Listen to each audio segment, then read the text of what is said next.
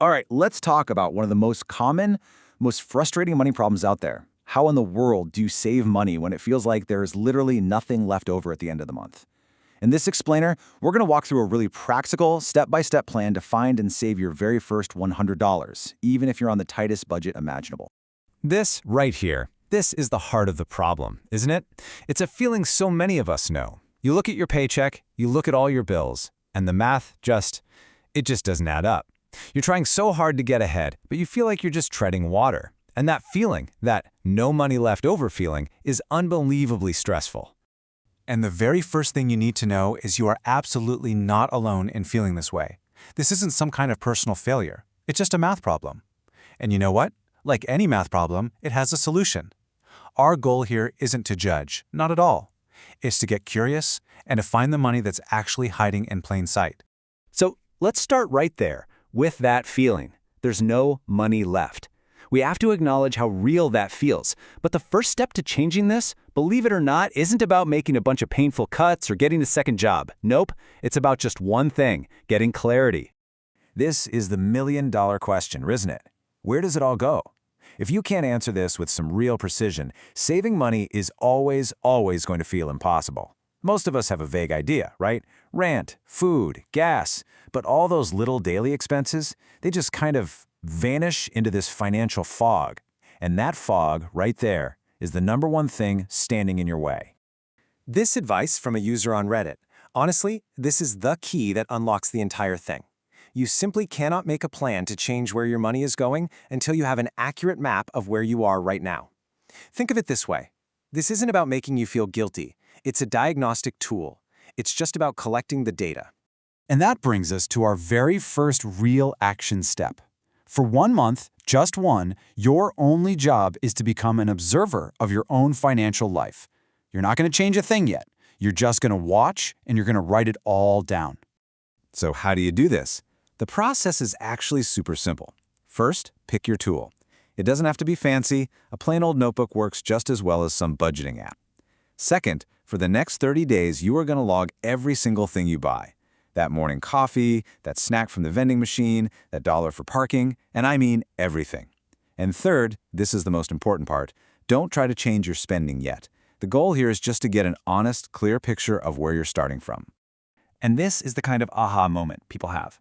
This person realized they were basically throwing away $60 a week on groceries they never even used. That's over $240 a month. This wasn't money they needed to earn more of. It was money that was already there. They just couldn't see it until they wrote it all down. Okay, now for the fun part. You've tracked your spending and you can finally see the leaks in the boat. The next step is to go on a hunt for hidden cash. We are not talking about drastic lifestyle changes just yet. We are looking for the low-hanging fruit, the small strategic cuts that can easily free up your first $100.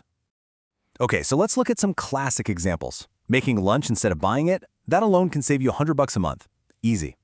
You got a streaming service you haven't watched in months? Boom, that's maybe $15 back in your pocket. Simple changes at the grocery store, like choosing the store brand over the name brand, add up so fast.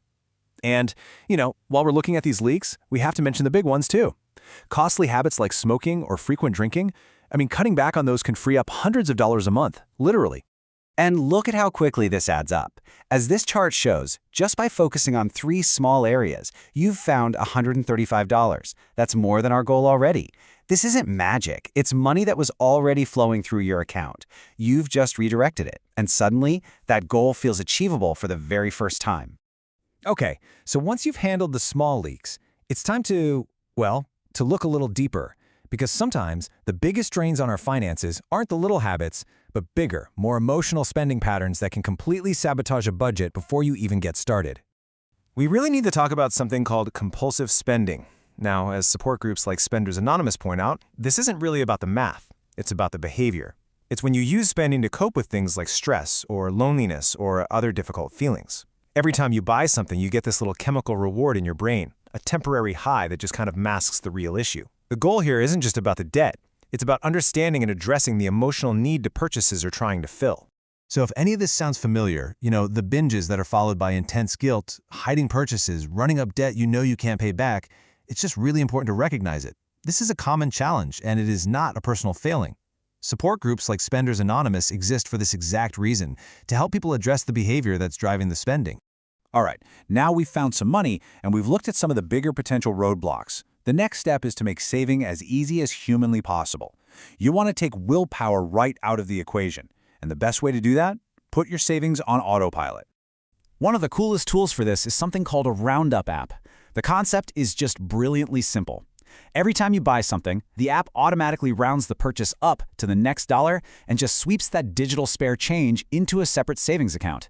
It's basically the modern version of dropping your change into a piggy bank. Now, you might be thinking, a few cents here and there, what's that really going to do? Well, get this. Studies of popular Roundup apps show that the average user saves over $600 a year this way, often without even realizing the money is leaving their main account. It's a nearly painless way to build a really powerful savings habit. But let's be real about it. These apps are a fantastic tool for getting started. They automate the whole process and help fight what experts call lifestyle creep. That's where your spending just magically rises to meet any new income you get. But they're not a complete solution. The interest rates are usually pretty low, and it can't replace the need for a real budget. Think of it as a powerful supplement, not the whole plan. So, you started tracking, you found your first $100, you've automated the process. But why are we doing all of this? What is the actual point? We're doing it to build a financial safety net, a buffer between you and all the inevitable curveballs that life is going to throw your way. Your first major milestone is what financial experts like Ramsey Solutions call a starter emergency fund. The goal is $1,000.